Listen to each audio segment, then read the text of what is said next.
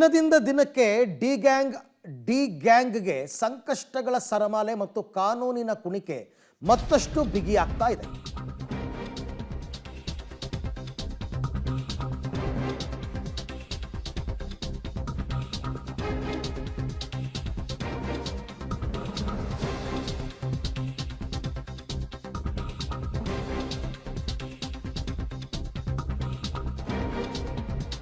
Darshan and ಗ್ಯಾಂಗ್ನಿಂದ Renukaswamy ಕೊಲೆ ಪ್ರಕರಣಕ್ಕೆ ಸಂಬಂಧಪಟ್ಟಂತೆ ದರ್ಶನ್ಗೆ ಬಿಗಿಯಾಗೇ ಲಾಕ್ ಮಾಡ್ತಾ ಇದ್ದಾರೆ ಪೊಲೀಸರು. ಒಂದಲ್ಲ ಅಂತ 2 ಹಲ್ಲೆ ವಿಡಿಯೋ ಕಲೆಕ್ಟ್ ಮಾಡಿದ್ದಾರೆ ಪೊಲೀಸರು. ರೇಣುಕಾಸ್ವಾಮಿಯ ಮೇಲಿನ ಹಲ್ಲೆಯ ದೃಶ್ಯ CCTVಯಲ್ಲಿ ಸೆರೆಯಾಗಿದೆಯಂತೆ. ಅಂದರೆ ಈ ದರ್ಶನ್ ಮತ್ತು ಪವಿತ್ರ ಗೌಡ ಇವರೆಲ್ಲ ರೇಣುಕಾಸ್ವಾಮಿಯನ್ನು ಹೊಡಿತಾ ಇರತಕ್ಕಂಥ ದೃಶ್ಯ CCTVಯಲ್ಲಿ ಸೆರೆಯಾಗಿದೆ. ಆ CCTV ದೃಶ್ಯಾವಳಿಗಳನ್ನು ಪೊಲೀಸರು ವಶಪಡಿಸ್ಕೊಂಡಿದ್ದಾರೆ.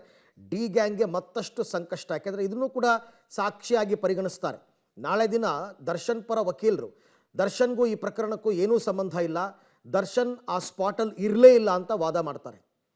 ಆಗ ಇಲ್ಲ ಇದ್ರು ಅಂತ ಪ್ರೂವ್ ಮಾಡೋದಕ್ಕೆ ಒಂದು ಕಡೆ DNA ಟೆಸ್ಟ್ ಮಾಡಿದ್ದಾರೆ, ಮತ್ತೊಂದು ಕಡೆ ಈಗ ಸಾಕ್ಷಿಯಾಗಿ ಈ CCTV ಫುಟೇಜ್ಗಳನ್ನು ಕೂಡ ಬಳಸ್ಕೋತಾರೆ. ದರ್ಶನ್ ಅಲ್ಲಿದ್ದಿದ್ದು ನಿಜ, ಹಲ್ಲೆ ಮಾಡಿರೋದು ನಿಜ, ಹೊಡೆದಿರೋದು ನಿಜ, ಪವಿತ್ರ ಗೌಡ ಹೊಡೆದಿರೋದು ನಿಜ, ಇದನ್ನು ಪ್ರೂವ್ ಮಾಡಬೇಕಲ್ಲ. ಪ್ರತ್ಯಕ್ಷದರ್ಶಿಗಳು ಯಾರೂ ಇಲ್ಲ. ಹಾಗಾಗಿ ಅಪ್ರೂವರ್ಸ್ ಇದ್ದರೂ ಕೂಡ ಈ ವಿಡಿಯೋಗಳು ಈಗ ಮತ್ತಷ್ಟು ಸಂಕಷ್ಟ ತಂದೊಡ್ಡುತ್ತೆ ಖಂಡಿತವಾಗಿ ದರ್ಶನ್ ಅಂಡ್ ಗ್ಯಾಂಗ್ಗೆ. ನಾಳೆ ದಿನ ಚಾರ್ಜ್ ಶೀಟ್ ಹಾಕಿದಾಗ ಇದೆಲ್ಲ ಅಂಶಗಳನ್ನು ಕೂಡ ಅವರು ಉಲ್ಲೇಖ ಮಾಡ್ತಾರೆ.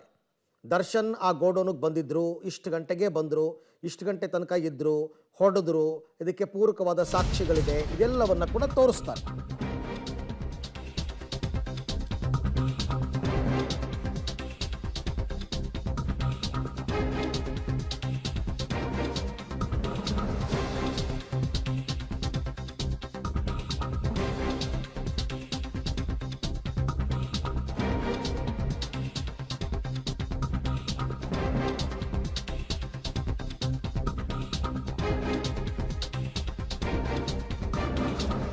ಮೊದಲು ರೇಣುಕಾಸ್ವಾಮಿಯನ್ನು ಶೆಡ್ಗೆ ಕರ್ಕೊಂಡು ಹೋಗ್ತಾರೆ ಗ್ಯಾಂಗ್. ಈ ವೇಳೆ ದರ್ಶನ್ ಗ್ಯಾಂಗ್ ಮನಸೋ ಇಚ್ಛೆ ಹಲ್ಲೆಯನ್ನು ಮಾಡ್ತಾರೆ. ಕಬ್ಬಿಣದ ರಾಡು, ಲಾಠಿ ಮತ್ತು ಬೆಲ್ಟ್ನಲ್ಲಿ ಕೂಡ ಹಲ್ಲೆ ಮಾಡ್ತಾರೆ. ಈ ಹಲ್ಲೆ ನಡೆಸಬೇಕಾದ್ರೆ ಆರೋಪಿಯೊಬ್ಬ ಮೊಬೈಲ್ನಲ್ಲಿ ಇದನ್ನು ರೆಕಾರ್ಡ್ ಮಾಡ್ಕೊಂಡಿದ್ದಾನಂತೆ, ಹೊಡೆಯೋದು ಬಡಿಯೋದನ್ನೆಲ್ಲ. ಹಾಗಾಗಿ ಈಗ ಅದು ಕೂಡ ಸಿಕ್ಕಿದೆ. 2 ಮಹತ್ತರ ಸಾಕ್ಷ್ಯನ ಕಲೆ ಹಾಕಿದ್ದಾರೆ ಪೊಲೀಸರು. ಹಲ್ಲೆ ನಡೆಸುವ ಮೊಬೈಲ್ ವಿಡಿಯೋ ಮತ್ತು ಅಲ್ಲಿದ್ದಂತಹ CCTV ಫುಟೇಜ್, ಇದೆರಡನ್ನೂ ಕೂಡ ಈಗ ಪೊಲೀಸರು ವಶಕ್ಕೆ ಪಡೆದಿದ್ದಾರೆ. 2 ಮಹತ್ತರ ಸಾಕ್ಷಿ ಅಂತ ಹೇಳ್ತಾ ಇದ್ದಾರೆ. ಒಂದು ಮೊಬೈಲ್ನಲ್ಲಿ ರೆಕಾರ್ಡ್ ಮಾಡಿರ್ತಕ್ಕಂಥದ್ದು, ಇನ್ನೊಂದು CCTV ಫುಟೇಜ್.